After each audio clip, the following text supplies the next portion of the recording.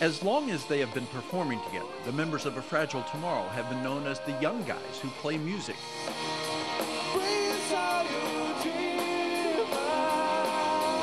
I had issues with that when I was younger.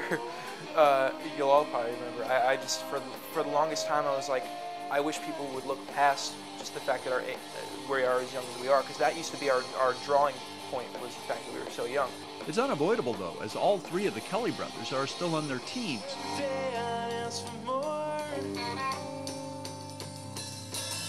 Bassist Sean Rhodes is the old man who was in his early 20s.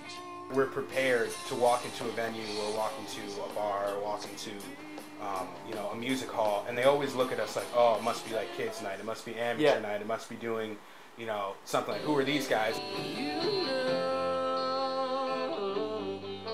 There have been many instances where the group took the stage and heard mumbles from the crowd about kids night. I think people were just kind of like, didn't know what to think when 4 kids walk out on stage and with guitars and get ready to play, and then but the reception after we play is just amazing. Through their music, A Fragile Tomorrow has been able to make people forget about their age. Now we have loyal fans who look past our age. They forget how old we are and just love our music and buy our records and come out and see us at shows. About 3 years into performing as a group, the guys now see advantages to being in this position at this age.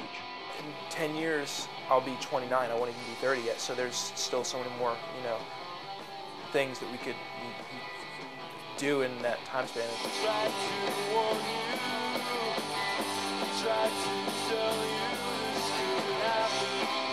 It was a few years ago when the Kelly brothers began looking for a bass player to fill out the group. We put an ad in a paper for a bass player, and he lied and said he was 19, because we said 14 to 19, and he lied and said he was 19. I guess he had just turned 20, and so we loved him. He hated us. Hate might be a bit strong, but there was some initial uncertainty from Sean about the situation.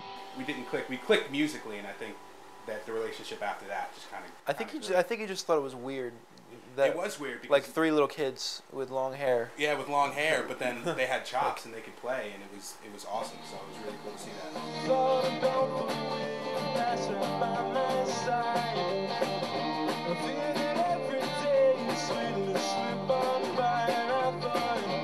A Fragile Tomorrow began playing in New York, where all its members were born and grew up. Now the group has adopted Charleston as its home. I was listening to South Carolina music at a really early age, and that's kind of why.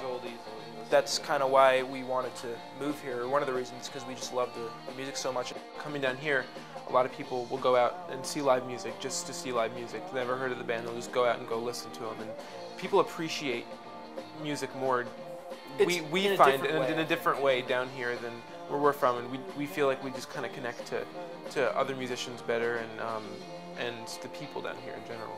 A Fragile Tomorrow has connected with more famous bands too. The guys have toured with Blues Traveler and the Indigo Girls and have collaborated with other more well-known musicians. It has been an education. Getting to see how they interact backstage and kind of just see that they're just normal people and kind of see them in that element affects us, the way that we, act professionally.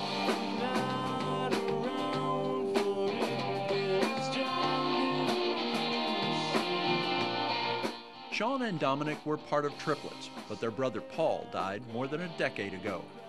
I mean, I started the band as a tribute to him because he loved music in all forms. When I started writing songs, I just felt like this would be something that I could do for him, or maybe this is him doing this through me. I do believe that he's had a hand in what we've done, and I think, he's sort of guiding us through, all of these major things that we're doing in our careers. You're in an industry where people, they'll get addicted to drugs or addicted to sex and just all these, things that you can easily get wrapped up in, and the fact that we haven't and that we're not definitely comes from our experiences growing up. A Fragile Tomorrow is gaining a following, and that has turned into a measure of fame.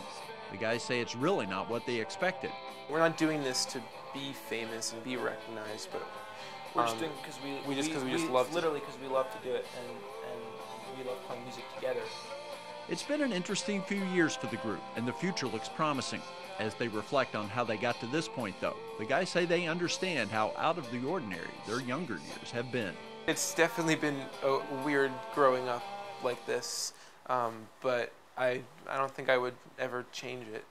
I don't think any of us would ever change it.